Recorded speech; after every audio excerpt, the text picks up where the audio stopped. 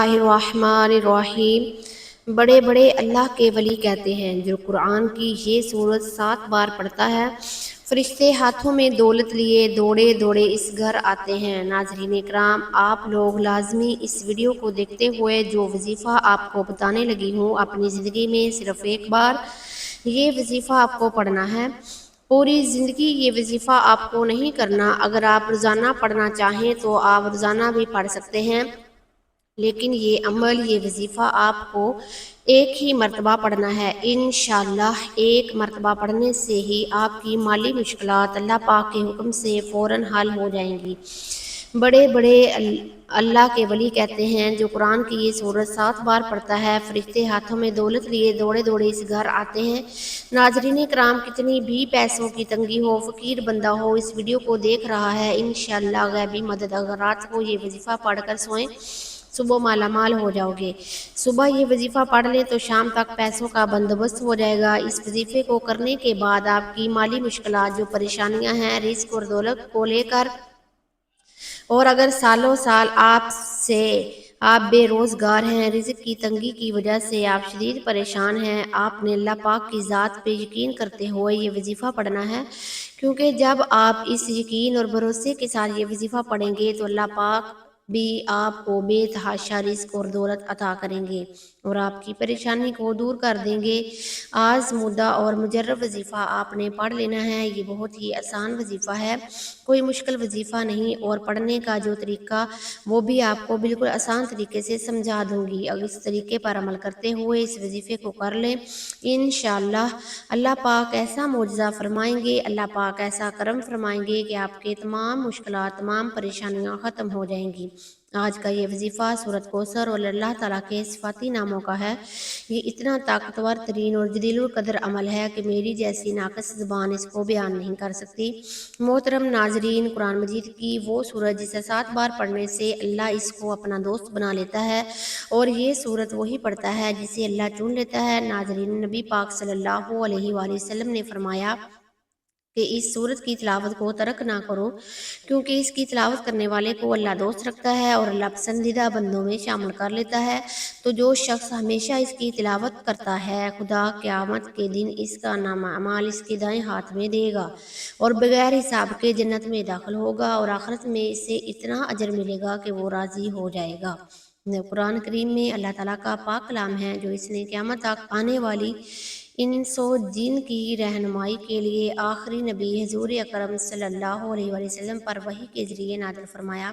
قرآن کریم اللہ تعالیٰ کی صفت ہے، مخلوق نہیں، اور وہ لوح محفوظ میں سے ہمیشہ محفوظ ہے۔ اللہ تعالیٰ کے جو فیصلے آسمانوں کے اوپر تحریر ہیں وہ کسی بھی تبدیلی سے محفوظ ہونے کے ساتھ شیطان کے شر سے بھی محفوظ ہیں، اس لیے اس کو لوح محفوظ کہا جاتا ہے۔ اس کی شکل و صورت حجم کیا ہے ہم نہیں جانتے، مگر قرآن و حدیث کی روشنی میں ہم اس پر ایمان لائے ہیں۔ قرآن جس کے معنی ہے پڑھی جانے والی کتاب، واقعی دنیا میں سب سے زیادہ پڑھی جانے والی کتاب قرآن کریم ہے، جس کو بغیر سمجھے بھی لاکھوں لوگ ہر وقت تلاوت کرتے ہیں۔ اللہ تعالیٰ نے معتدل جگہوں پر اپنے کلام کے لیے قرآن کا لفظ استعمال کیا ہے۔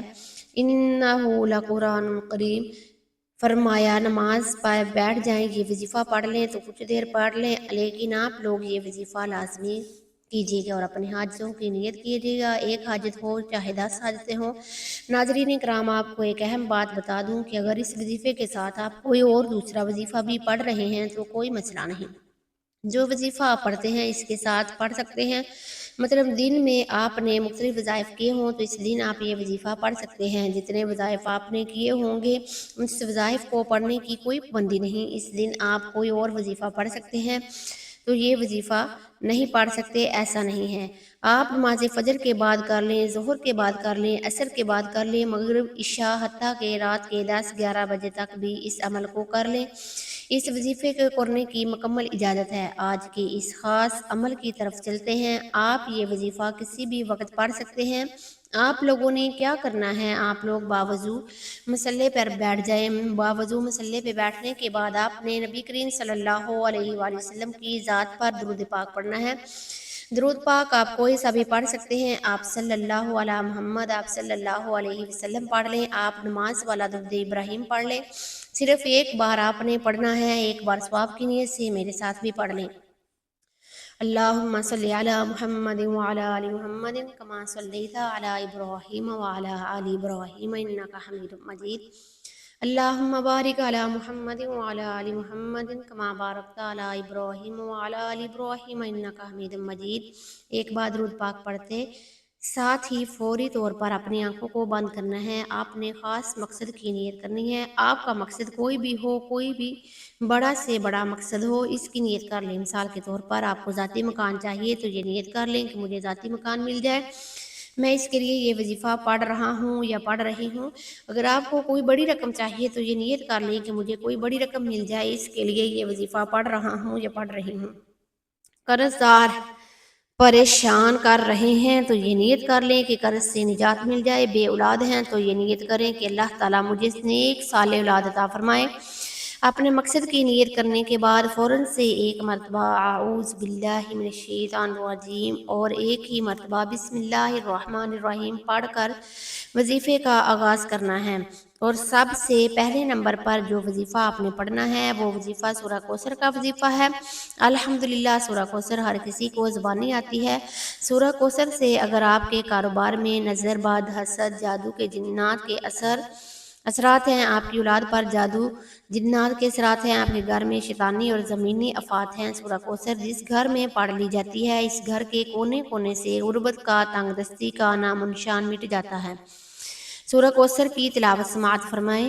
اعوذ باللہ من الشیطان الرجیم، بسم اللہ الرحمن الرحیم، انا اعطیناک الکوثر فصل لربک وانحر ان شانئک هو الابتر۔